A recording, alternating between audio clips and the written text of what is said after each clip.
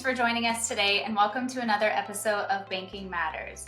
I'm your host, Laura Benson. Today we're keeping it in-house again as our last episode is a great segue into today's episode with our very own Stephen Ross. Stephen is a compliance officer with Compliance Alliance who in our last podcast was referred to as our product expert. Stephen graduated from Texas Tech University with a bachelor's degree in business management and began his banking career over 20 years ago. He then moved into a compliance role with the OCC in 2006. Since then, Stephen has held various compliance positions in banks large and small and obtained his CRCM designation in 2008. Thanks, Stephen, for joining us today. You've kind of been dubbed like the wizard behind the curtain when it comes to the tools and products that Compliance Alliance offers. But before we get into that, why don't you just start off by telling our listeners a little bit about yourself and how you got into banking? Thanks, Laura. I'm really happy to join you today on the podcast. Like most people who have been featured on this podcast before me, I didn't go to school expecting to end up in bank compliance.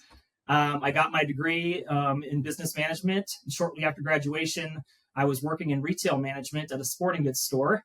What pushed me towards banking was working every day after dark and on the weekends and never being able to walk into a bank lobby unless it was my day off. So it was kind of a light bulb moment, and I got to thinking I would love to have banker's hours. So that's kind of where it all started.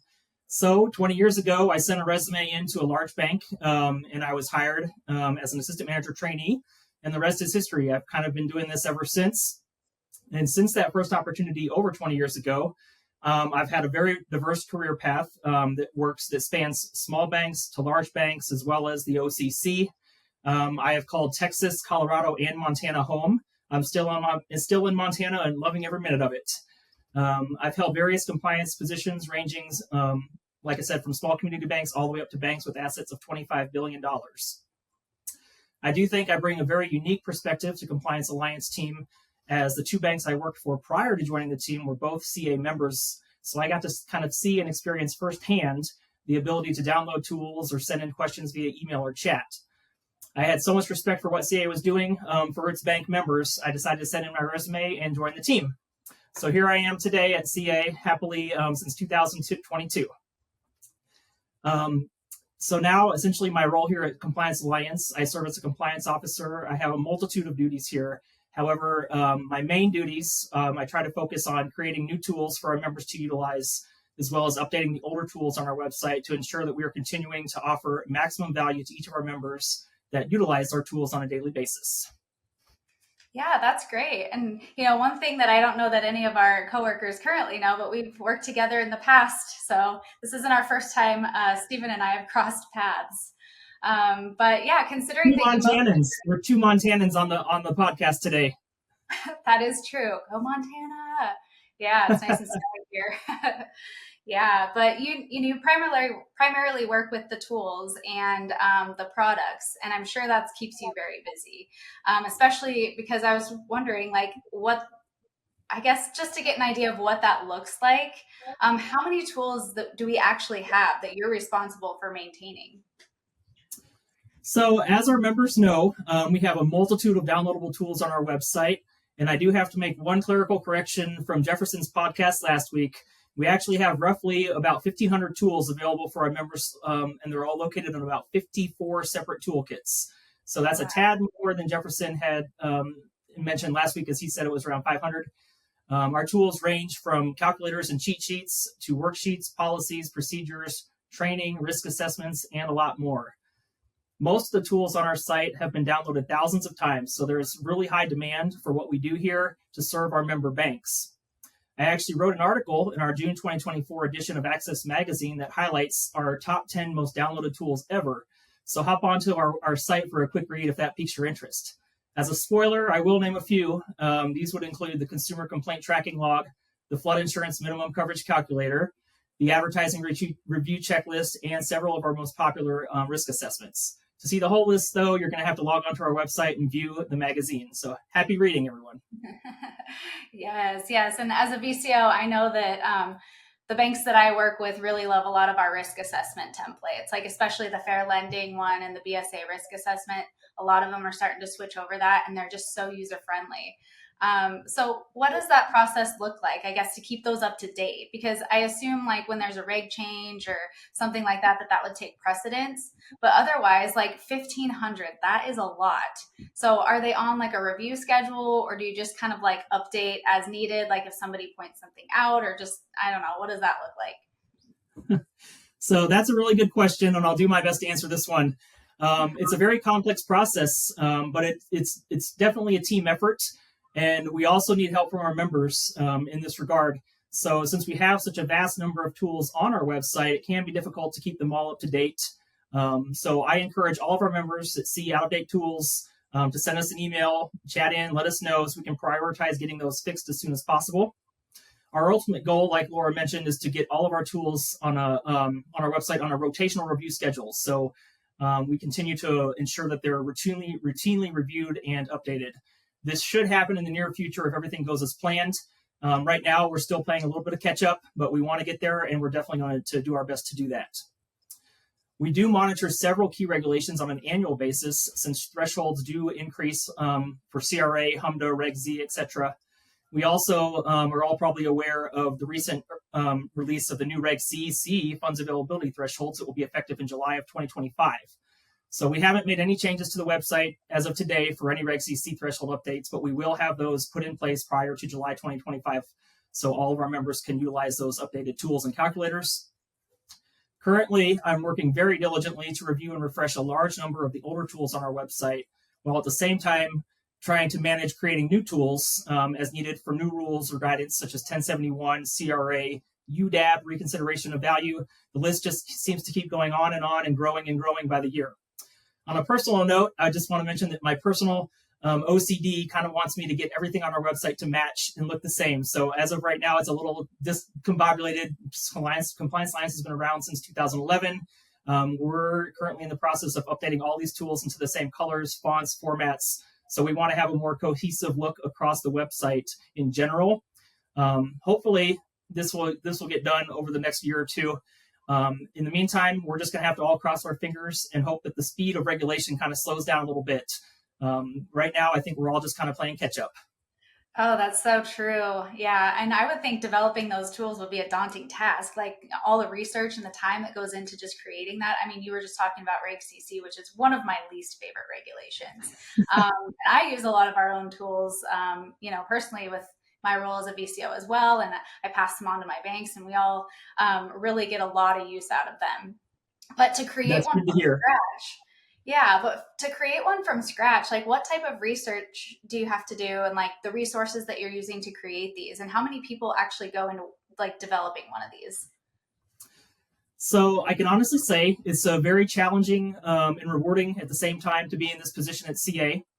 Jefferson mentioned last week that I kind of work on an island, but that doesn't mean that I'm all alone in my endeavors to create new tools and update our website. So it's an ongoing process. Every tool that I work on, whether it's brand new, a total teardown and rebuild, or just minor updates, run through a review and approval process prior to upload. At the end of the day, it's always going to be a team effort by the Compliance Alliance staff. Jefferson also noted in last week's podcast that he rates the tools process as a 1 because he has a Steven to take care of that for him. But we definitely have tool complexities that run the gamut of the 1 to 10 scale. For example, some of our tools are simply one-page checklists or very basic forms. However, many others, such as calculators or risk assessments, can take up to or over 100 hours of research and development prior to releasing them for download for our members to utilize. Wow. And even after we put all of that work into these tools, we don't really ever expect them to be 100% perfect or a one-size-fits-all solution for every single member bank, as there's just a large diversity of different banks of sizes, of different sizes, scopes, and complexities as our member base. So essentially, a lot of our tools can be thought of as kind of like a lump of clay. Every bank is going to have to mold it to suit their own needs through modifications or changes that the bank deems essential to its own operations or specific circumstances. We highly encourage our members to modify the tools as needed and are always happy to unlock a password-protected tool that contains formulas so banks can change them as they see fit. Just send in that request and we'll do that for you. We want to keep our member base happy and satisfied. We do put those some of those formulas under lockdown for protection, just to make sure that the tools work properly when they're downloaded. With respect to the resources we use to create our tools, it's vast. We can use examination manuals, final rules, digging into the regulation and commentary, interagency guidances, best practices, whatever else we can find that we consider an accurate or reputable resource. It's really quite extensive when you think about it, and it's not easy. So we're doing our best and everything we can to satisfy the members. Yeah, and I love that you mentioned that we can unlock some of those formulas for them because, a lot of, at least in my experience, there's a little nervousness to change anything. Like they like the template, they want to not mess with it as much as they can, but sometimes that's necessary depending on the bank and their needs.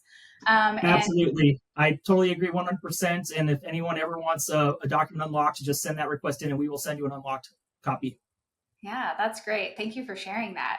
And, kind of going along with that, a lot of our tools are born out of requests from our members, so I guess recreating a new tool that's something that someone's requested, like what does that process look like from start to finish? Do you first look like, do we already have one of these? Maybe could I pull something and then just kind of manipulate it for what they need? Because I don't know that a lot of our banks know that they can request tools from us if we have something that they need that we don't already have. So I guess just kind of walk us through what that looks like. Yeah, so generally we get tool requests from members via emails and chats. However, we also have our VCOs and hotline staff that also make requests after discussing over the phone or in chat with our members. They may have questions about a specific tool that they need clarification on or they want to get it updated. So our VCOs as well as our members are a great resource for helping us to implement any changes or putting in requests for new tools. Member feedback is a great resource for helping us identify out-of-date tools as well. So if any members out there see a tool that was uploaded a couple years ago and it doesn't look like it's currently up to par, or we may have had a new guidance or something that just came out in 2023 or 2024 and it just hasn't been looked at in a few years, feel free to let us know. We always are more than welcome to make any additional modifications or updates to our documents to help our members succeed. We treat every tool request as a very important request, but there's no timeline essentially for getting it completed per se. Some of the requests we get are very basic, so it wouldn't require near as much research and development, and we can maybe satisfy those requests a lot sooner. With more complex tools like calculators or risk assessments, there's going to be a lot more legwork involved and a lot more to do. And as everyone knows, the regulators are not making this easy on us. They're putting out final rules that are 800 to 1,500 plus pages long. So when we have to try to kind of parse through all that data and information to create something that our members can actually use, it can sometimes be quite frustrating just trying to dig through and find the key highlights and not make it to where we don't want to put out a 1,500 page tool on our website. The regulations can be 1,500 pages long, but we can't give our members a 1,500 page document. So that's just not going to fly. And if we did, they wouldn't do it. Once we do get a request for a new tool, we do essentially the research and development process first. We start a template to generate kind of a baseline tool to help satisfy that member's request. After that, I will send it on to a management for review and approval. Then once it's approved, it gets a final approval and it will be uploaded to our site for all of our members to use, including the member who requested it. So that's essentially how the tools process works from start to finish. It's never a set in stone thing, and it's always fluid, but we do the best we can. Yeah, and it sounds like there's a lot of hours and a lot of people that go into creating these things. So that's absolutely. Yeah, that's off to you. Definitely a wizard behind the curtain for sure. And one of the things that I don't know that our members may not know is that we even have tools for how to use our tools, So can we kind of talk a little bit about that as well? We do, yes. Not only do we provide a diverse catalog of tools to our members to use, we also have tool segment videos every 2 weeks that come out that highlight some of the more popular tools on our website. So I'll give a shout out to our virtual compliance officer, Kelly Owsley, here today. She does a great job recording our tool segment videos. So everyone just give her a big round of applause and thank her for doing that work for us. With respect to creating policies, we currently offer over 150 policy templates on our website that can be customized by each bank to suit their own needs. However, I would highly recommend that everyone view the recent webinar on our website regarding the bank's compliance management system and policy writing. There is a fantastic desktop manual that went along with this webinar. It was written by Theo Kelly, who's on our team as well at CA. and it provides many insights and best practices into creating policies at the bank level. I'll also mention kind of what Jefferson mentioned last week, or make a note of it. He said policies specifically are more an art than a science. So while we try to incorporate specific elements into our own policy templates, there's no truly one-size-fits-all approach, and each bank is going to have internal discussions on how detailed they would like their own policies to be. So the desktop manual is a very valuable guide. I highly recommend it to anyone out there who's writing policies or attempting to do that on their own at their own banks. Theo, thanks for all your hard work on this. We appreciate that. Yeah, I love that you gave a shout out for that. I've actually talked about that on a podcast before, and it is very valuable. So yeah, but it definitely does take a village, and we do have a great team here at Compliance Alliance. So this has been a great conversation. I hope this really helps our members understand the products and the tools, and how much work goes into them, and kind of just how that side of the house functions. So I appreciate you, and thank you so much for joining us. But before we wrap it up today, we always like to ask, what is one piece of advice that you would like to leave our listeners with today? Laura, I really appreciate being invited onto the podcast today. It's been great. I hope all our members have a little better understanding of the inner workings of CA after this podcast is released. One piece of advice I can give to anyone who finds themselves working in the world of banking, I would say go get yourself a professional certification, whether it's from the ABA or the ICBA, whatever your area of expertise is, go get yourself a professional certification. It will do you wonders, and it will open many doors for you. Thanks, Laura. Thanks, Stephen. Yeah, that's such great advice. That's definitely one thing that can help boost your career, to have one of those certifications. It just kind of validates that you know your stuff, and that you will add value to that team. So absolutely, and it does kind of stand out in the resume a little bit. So yeah, that's so true. Yeah, that's great advice. Well, thank you for joining us today, Stephen. I appreciate you taking the time, and that's Banking Matters.